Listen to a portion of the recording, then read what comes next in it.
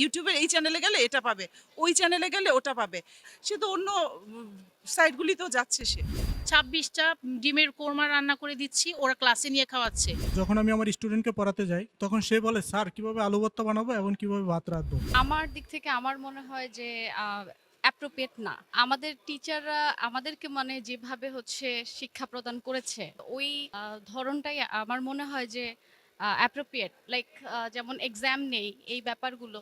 তো এতে করে হয় তাদের মধ্যে পড়াশোনার অনীহাটা চলে আসে। হাত রান্না শেখানো যে হচ্ছে, এটা আসলে আমার মনে হয় যে খুব বেশি ওকে না। সায়েন্স বিষয়ক জিনিসগুলো যেগুলো হচ্ছে ইন ফিউচারে আমাদের প্রজন্মকে সামনে আরো বেটার করতে পারবে বা হচ্ছে আমাদেরকে আরো বেশি আপডেট করতে পারবে। তো আমার মনে হয় ওইসব দিকে আরো বেশি ফোকাস করা উচিত। এমনিতে রান্না-বান্না ঠিক আছে, কিছু দিয়েছে, এগুলো হয়তো প্রয়োজন নেই। কিন্তু পড়াশোনার পাশাপাশি এগুলিরও আমার মনে হয় প্রয়োজন আছে। মোবাইল ফোন যেটা সবচেয়ে সমস্যা আমার যেটা মনে হচ্ছে যে মানে স্কুল থেকে যেটা বলছে যে ইউটিউবের এই চ্যানেলে গেলে এটা পাবে, ওই চ্যানেলে গেলে ওটা পাবে। কিন্তু টিচারদের যদি ট্রেনিংই দেওয়া হয় তাহলে আবার মোবাইলের থেকে ইউটিউব থেকে দেখতে হবে কেন? টিচাররা এটা শেখাবে। বাচ্চারা তো বাসায় গিয়েই মার কাছে মোবাইল চাচ্ছে। ওর ক্লাসের পড়াটা হয়তো ১৫ মিনিটে করছে কিন্তু বাকি যে সময়টা সে তো অন্য সাইটগুলিতেও যাচ্ছে সে। বর্তমান যে শিক্ষা ব্যবস্থা বেশি দূর যাইতে পারবে না, কারণ হচ্ছে যে মানে আমরা যে পিএইচই, তারপর জিএইচই বা জেডিসি, তারপর এসএসসি পরীক্ষাগুলো যে দিছি, এগুলোর মাধ্যমে আমাদের পড়ালেখার যে মান উন্নয়ন এটা অব্যাহত ছিল। কিন্তু বর্তমানে যে অবস্থা, যে পরীক্ষা ছাড়া যে পদোন্নতি, তো এইভাবে আস্তে আস্তে শিক্ষা ব্যবস্থার মেরুদণ্ড দিন দিন নষ্ট হয়ে যাবে, আমি এটাই মনে করি। যখন আমি আমার স্টুডেন্টকে পড়াতে যাই তখন সে বলে, স্যার কিভাবে আলু ভর্তা বানাবো এবং কিভাবে ভাত রাঁধবো। আসলে পড়ানোর মতো কিছু থাকে না। আর যখন বলে যে পড়ো তখন বলে যে স্যার দলগত কার্যক্রম, আমার পড়া লাগবে না, আমার বন্ধুরাই পারবে।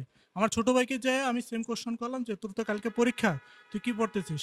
বললো যে ভাইয়া পড়া লাগবে না, কারণ আমরা বন্ধু বান্ধব মিলে একসাথে 10-12 জনে একসাথে পরীক্ষা দেবো, তাই আমাদের কোনো সমস্যা হবে না। তবে আমি কিছু পজিটিভ সাইনের দিকে পাই, অনেকেই মেসে জীবনযাপন করি, এটা হয়তো আমাদের গভর্নমেন্ট এই দিকটা ফলো করেছে।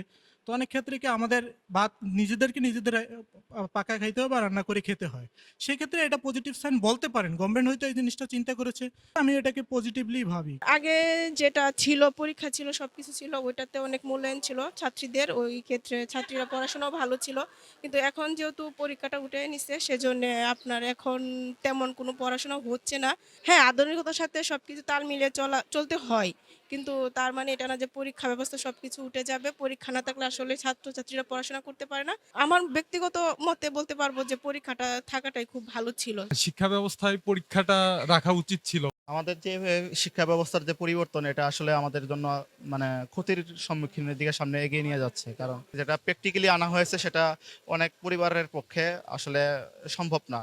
যেমন একটা এই স্মার্টফোনের কথাই বলি, সেটা আসলে অনেক পরিবারের ক্ষেত্রে দেওয়া সম্ভব না। আবার এই স্মার্টফোনের মাধ্যমে কিন্তু এই উঠতি বয়সী পোলাপানেরা অনেক মানে খারাপের দিকে সামনে অগ্রসর হয়। একটা স্টুডেন্টকে যাচাই করার জন্য অবশ্যই তার পরীক্ষা ব্যবস্থা থাকা উচিত, কারণ তার মেধা কতটুকু যাচাই করা উচিত সেটা পরীক্ষার মাধ্যমে বোঝা যায়। তা আমার মেয়ে 6 থেকে বা 7 এ উঠবে। কম্পিটিশন, এই কম্পিটিশনটা এখন নাই। ঠিক আছে? কম্পিটিশনটা টোটালি নাই। আমাদের বেলায় যেমন ছিল, একটা পড়ার কম্পিটিশন থাকতো, মানে পরীক্ষার আগে আমি পড়তে বসবো। ওরা দেখি সারারাত বসে থেকে কাগজ কাটাকাটি করতেছে। ভালো, খারাপ না।